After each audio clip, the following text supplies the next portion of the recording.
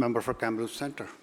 Thank you, Mr. Speaker. Well, the government keeps saying that they're working to make communities safer, but the bottom line is communities are not safer. In fact, they are more unsafe than ever before under this government's watch.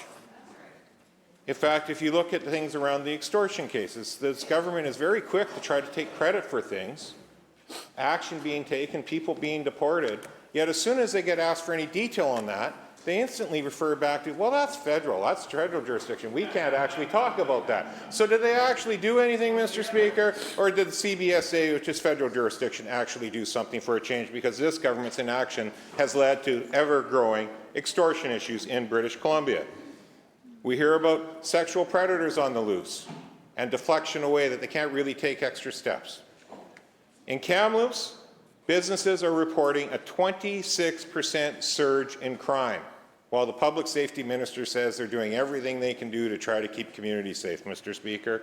Businesses are losing millions of dollars a year of merchandise walking out the door, and they very clearly attribute it to the chaos being driven by a convergence of mental health, housing, the affordability crisis, and catch and release, because property crimes are not taken seriously by this government. They're calling on the government for a hands-on street management and real healthcare integration because they have failed to this point in keeping our streets safe. So when will the business community in this province stop hearing that the government is actually working on something and actually start hearing about the government implementing and actually delivering results that, as the Premier said, people would actually be able to see and feel on the streets? Because they're not safer, it is getting worse.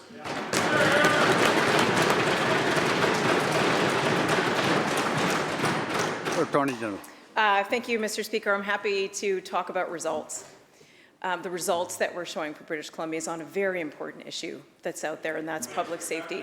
The REVOI program, the Repeat Violent Offender Initiative, that's circling around over 400 of the most violent offenders Members, please. In the system, and going from an individual who was responsible for hundreds of calls to the police a month to none. That's a result in a community, Mr. Speaker.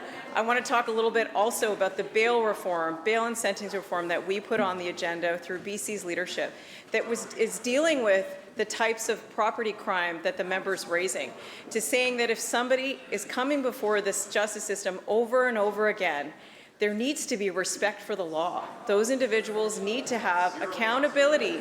So right in there in the bill that's before the House and the federal government is BC's work reflected in that criminal code change to make sure that those people that are causing those the most impacts on communities are held and not causing those impacts. We'll keep at it, Mr. Speaker, until all communities feel safe in this province.